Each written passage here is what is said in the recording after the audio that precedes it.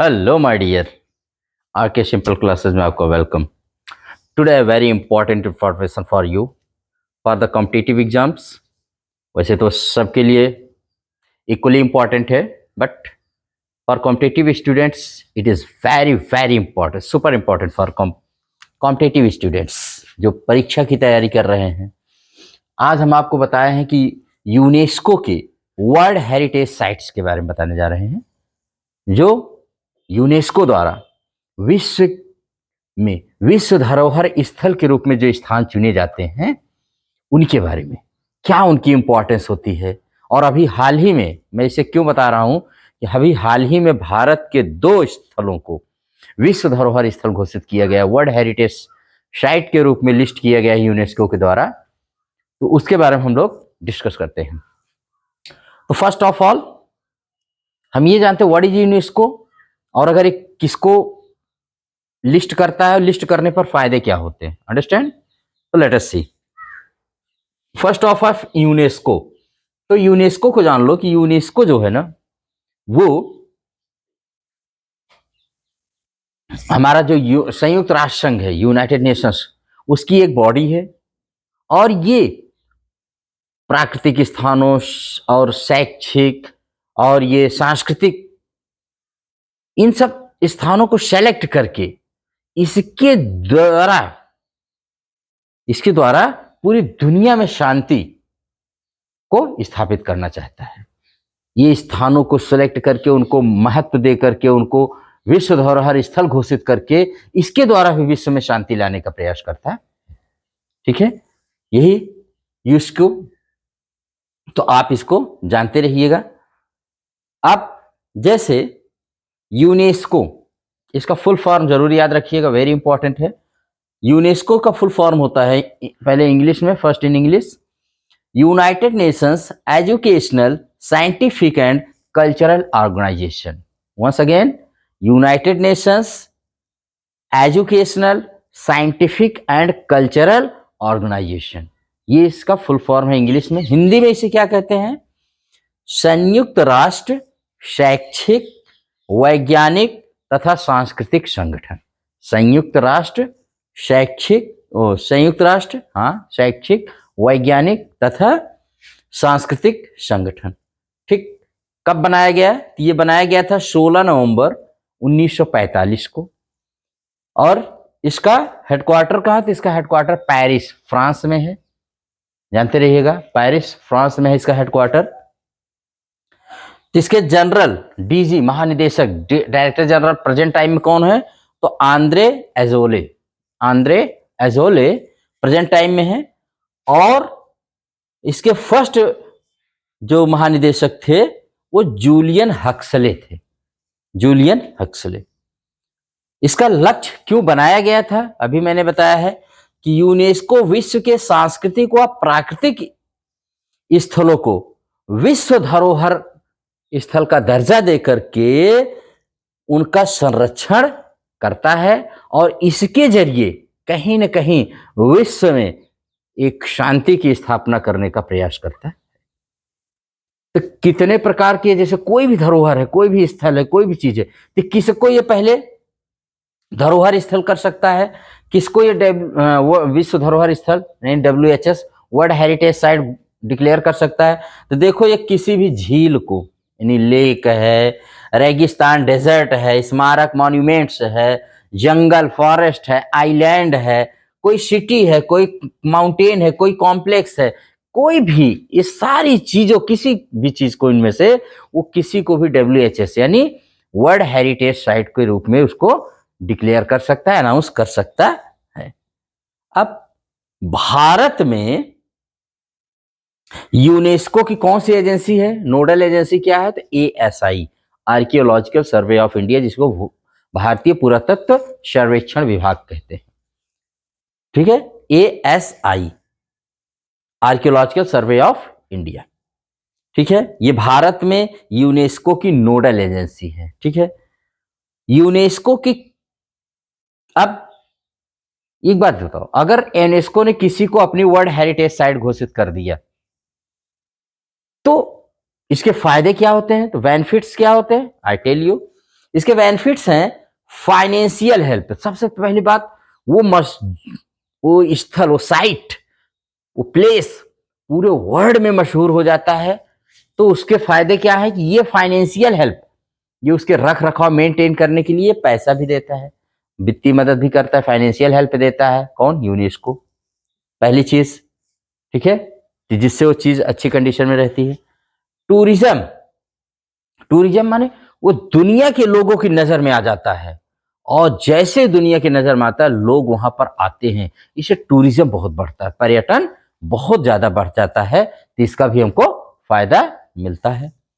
Geneva convention, एक अपने यहाँ जिनेवा कन्वेंशन है 1949 1949 का, जो ये कहता है, इसको जिनेवा कन्वेंशन के तहत आ जाता है। जिनेवा कन्वेंशन का मतलब है कि अगर कभी युद्ध हुआ, कभी वार हुआ, कभी वर्ल्ड वार ही सपोज करिए हो जाएगा, तो कोई भी देश यूनेस्को के द्वारा घोषित जो भी विश्व धरोहर स्थल है उसको किसी प्रकार की हानि नहीं पहुंचा सकता, उसको डैमेज नहीं कर सकता, उसको डिस्ट्रॉय करने की कोशिश नहीं करेगा, क्योंकि वो जिनेवा कन्वेंशन में आ जाता है। वैसे तो जिनेवा कन्वेंशन है युद्ध बंदियों के, माने कि एक आर्मी के, एक देश के अगर आप किसी सैनिक को पकड़ लेते हैं तो उसके साथ कैसा व्यवहार करेंगे, ये इससे बहुत रिलेटेड है जिनेवा कन्वेंशन। लेकिन इसमें भी ये जिनेवा कन्वेंशन में कोई भी WHS है यानी वर्ल्ड हेरिटेज साइट है तो जिनेवा कन्वेंशन में आ जाता है। इसका बहुत बड़ा फायदा मिलता है, कोई चीज जिनेवा कन्वेंशन में आ जाएगी यानी फिर उसको कोई डिस्ट्रॉय नहीं कर सकता है, इवन वार हो जाए तब भी, युद्ध हो जाएगा तब भी। नेक्स्ट, तो ये बेनिफिट्स हो गए इसके। उसके बाद एक चीज, क्या एक बार अगर जिनेवा माने यूनेस्को ने किसी को वर्ल्ड हेरिटेज साइट डिक्लेयर कर दिया तो क्या उसको फिर हटा सकता है अपनी लिस्ट से, रिमूव कर सकता है? यस, अगर जहां पर है उस देश ने बार बार, माने पहले तो वार्निंग देगा कि देखिए आपके जब मैंने इसको WHS मैंने डिक्लेयर किया था उस कंडीशन से इसकी कंडीशन खराब हो जा रही, आप मेंटेन नहीं कर रहे, आप इसको ठीक से नहीं रख पा रहे हैं, तो बताएगा। अगर फिर भी उस देश ने, पर्टिकुलर देश ने उसको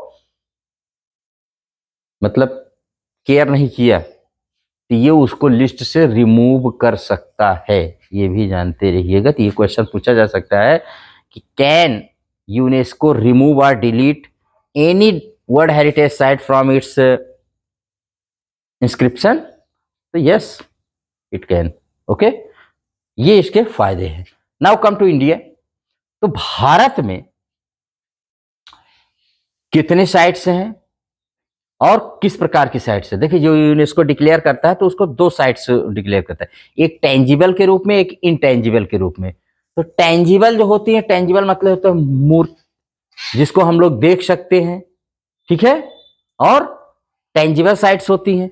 इनटेंजिबल साइट्स होती हैं कि जिस अमूर्त होती है, जिसको हम लोग टच करके इस तरह से नहीं कर सकते, टच वच करके नहीं देख सकते हैं। अमूर्त, अमूर्त कोई चीज हो हम लोग उसको कहां टच कर पाते हैं। तो भारत में टेंजिबल जो साइट्स हैं वो इस समय, पहले 40 थी लेकिन अभी इस समय जो इसकी मीटिंग चल रही है यूनेस्को की, कहाँ चल रही है ये भी जान लीजिए। इस समय संयुक्त अरब के रियाद, जो उसकी राजधानी है संयुक्त अरब की, वहां पर इसकी 45वीं वर्ल्ड हेरिटेज कमेटी की मीटिंग चल रही है, सेशन चल रहा है, और जिसमें भारत के अभी दो स्थलों को, पहले शांति निकेतन को और उसके बाद होयसला मंदिरों को वर्ल्ड हेरिटेज साइट के रूप में इसने लिस्ट कर लिया है। तो शांति निकेतन भारत का 41वां स्थल बना है और होयसला 42वां, 42nd। तो इसको याद रखिएगा, कहां? सऊदी अरब के रियाद में 45वें, वेरी इंपॉर्टेंट है ये। और कौन इसको? तो वर्ल्ड हेरिटेज एक कमेटी होती है जो इसको रिकमेंड करती है, और उसके बाद ये अगर ये डिक्लेयर कर लेती है, एक्सेप्ट कर लेती है, वहां एक पैनल होता है 20 से 21 लोगों का, उसके द्वारा उससे बहुत सारे एक्सपर्ट्स होते हैं, और अगर वो ओके कर देते हैं तो कोई भी वर्ल्ड साइट है जो उस देश के द्वारा वहां भेजा जाता है तो वर्ल्ड हेरिटेज साइट के रूप में डिक्लेयर हो जाता है। तो टेंजिबल जो मूर्त है वो हमारे भारत देश में कितने? 42 हो गए, 40 से 42। और इनटेंजिबल हमारे यहाँ जो है वो 14 यानी 14 है, दोनों की याद रखिएगा। अब जो टेंजिबल है तो उसमें कैटेगरी होती है कि नेचुरल है कि कल्चरल है कि मिक्स्ड है। नेचुरल होगा तो प्राकृतिक होगा, कल्चरल होगा तो हमारे आपके द्वारा बनाया गया होगा सांस्कृतिक, और मिक्स्ड होगा तो इन दोनों का मिश्रण होगा। तो भारत में 34 सांस्कृतिक विश्व धरोहर स्थल हैं, कल्चरल वर्ल्ड हेरिटेज साइट है, 7 जो है नेचुरल वर्ल्ड हेरिटेज साइट है, और 1 मिक्स्ड है। इसको आप जानते रहिएगा, ये भी बहुत इंपॉर्टेंट है। ये अभी जो दोनों घोषित किए गए हैं ये कल्चरल में ही आएंगे हमारे आपके। अब आज सिर्फ हम उन्हीं दोनों के बारे में बात करेंगे, बाद में आपके ये 14 जो है इंटेंजिबल और 42 दोनों का मैं आपको बता दूंगा लिस्ट वाइज। लेकिन आज मैं सिर्फ भारत के 41वें और 42वें जो हैं जो शामिल किए गए हैं उन्हीं के बारे में बात करते हैं। Let us start. सबसे पहले देखते हैं शांति निकेतन। शांति निकेतन जो है कहाँ है भाई? तो शांति निकेतन पश्चिम बंगाल के बीरभूम जिले में है। दरअसल क्या है, शांति निकेतन का अर्थ होता है शांति का घर। यहाँ पर एक बुभान दंगा नामक एक गांव था। वहां पर 1863 में शांति, इनके जो माने रविंद्रनाथ टैगोर के जो पिताजी थे देवेंद्रनाथ टैगोर, महर्षि देवेंद्रनाथ टैगोर ने एक जमीन का टुकड़ा खरीदा, वहां पर उन्होंने एक आश्रम की स्थापना किया था। बाद में इसी आश्रम में रविंद्रनाथ टैगोर के द्वारा शांति निकेतन की स्थापना की गई, ठीक है। और वहां पर उनके माने वो नेचुरल वे में पढ़ाते हैं एकदम, मतलब वहां की पढ़ाई, वहां का जो शिक्षा थी वो हमारे आपके बंद कमरों से एकदम अलग ओपन क्लासेस होती हैं, एकदम से ओपन क्लासेस होती है। तो आप इसको भी जानते रहिएगा। अब आर्यन टैगोर से जुड़ा हुआ है शांति निकेतन, तो आर्यन टैगोर के बारे में कुछ जानते हैं। क्वेश्चंस यहां से भी खूब अच्छे आएंगे। आर्यन टैगोर जिनका नाम होता है रविंद्रनाथ टैगोर, इनका जन्म जो हुआ था 7 मई 1861 को, मृत्यु 7 अगस्त 1941 को हुई थी। और ये इनका जन्म कहाँ हुआ था? कोलकाता में। उसके बाद इनके पिता का नाम है महर्षि देवेंद्रनाथ टैगोर, माता का नाम है शारदा देवी। इनके बारे में कहा जाता है भाई बहुत ही बड़ी प्रतिभा थे। क्या ये नहीं थे? ये सोचिए, ये सब कुछ थे। विश्व मानवतावादी, महान कवि, संगीतज्ञ, साहित्यकार, चित्रकार, आधुनिक समाज के निर्माता, माने मल्टी पर्सनालिटी एकदम। इनके बारे में कह ही नहीं सकते कि क्या नहीं थे, इनके पास सब कुछ, ईश्वर ने इनको सब कुछ दिया था। आर्यन टैगोर अपने 13 भाई बहनों में से, बताइए 13 भाई बहन थे और उसमें सबसे छोटे थे। रिमेंबर इट, सबसे छोटे थे ये। इनको पुरस्कार, तो इनके पहले वर्क से जान लेते हैं। इन्होंने Gitanjali, the home and the world, Kabuliwala, Gora इनके 12 जो नॉवेल्स हैं उसमें सबसे लंबा नॉवेल है। और काबुलीवाला विश्वविख्यात इनकी स्टोरी है। The home and the word भी एक मशहूर नॉवेल ही है। और गीतांजलि एक कविता की पुस्तक है, माने इसमें कविताओं का संग्रह है। और इसी गीतांजलि के लिए इनको क्या मिला था? गीतांजलि के लिए 1913 में इनको नोबेल लिटरेचर प्राइज मिला था। नोबेल प्राइज मिला था लिटरेचर के लिए। और एक्चुअली ये बंगाली में लिखी गई है गीतांजलि, और इसका ट्रांसलेशन इन्होंने इंग्लिश में किया था with the help of W.B. Yeats, William Butler Yeats. William Butler Yeats को बाद में मिला है नोबेल प्राइज, इनको पहले मिल गया था। और ये पहले एशियाई थे, पहले नॉन यूरोपियन थे जिनको क्या मिला था? नोबेल प्राइज मिला था। ये बहुत important point, first non European and first Asian जिनको ये प्राइज मिला था। कब? 1913 में। और इन्होंने क्या उपलब्धि थी? इन्होंने 2 देशों का राष्ट्रगान लिखा है, एक भारत का जनगण मन और दूसरा बांग्लादेश का आमार सोनार बांग्ला, ये वहां का जनगण मन है। और इसको इन्होंने लिखा था। स्वदेशी आंदोलन में इन्होंने बहुत बढ़ चढ़ के भाग लिया था। और रक्षाबंधन का हिंदू और मुस्लिम के बीच में इन्होंने, माने कि बंगाल का जो डिवीजन हुआ था उसके बाद स्वदेशी आंदोलन का जन्म हुआ था, तो इसमें इन्होंने बहुत इंपॉर्टेंट रोल प्ले किया था। 2 देशों का इन्होंने क्या लिखा था? नेशनल एंथम लिखा, राष्ट्रगान लिखा है। श्रीलंका के राष्ट्रगान को भी इन्होंने इंस्पिरेशन दी है, प्रेरणा दी थी। तो समझ लीजिए कितनी महान प्रतिभा थी। इनको 1915 में ब्रिटिश सरकार द्वारा, उस समय हमारे साथ ब्रिटिश सरकार, अंग्रेज ही थे, तो उन्होंने इनको कन्फेयर किया था, नाइटहुड टाइटल दिया था, और जिसको नाइटहुड दिया जाता तो उसको सर कहा जाता था। 1915 में पाए, लेकिन 1919 में जलियांवाला बाग हत्याकांड जो हुआ था, जलियांवाला बाग, उसके विरोध में इन्होंने ये सर की टाइटल वापस कर दिया कि हमें नहीं चाहिए, आप ये I don't like your this title, इन्होंने रिटर्न कर दिए, रिनाउंस कर दिए। इसको भी याद रखना, वेरी वेरी इंपॉर्टेंट है ये। और इन्होंने, वही मैंने बताया ना कि जहां पर वो इनके पिताजी ने आश्रम खोला था, वहीं पर इन्होंने एक प्रयोगात्मक विद्यालय की, वहां पर एकदम आज की रोट लर्निंग से हट करके, ये जो रट्टू मार पढ़ाई पढ़ाई जाती है, मतलब एक प्रैक्टिकल कॉलेज, एक स्कूल की विद्यालय की स्थापना की थी। यही विद्यालय बाद में 1901 में क्या बन जाता है, इसको शांति निकेतन कहा जाता है।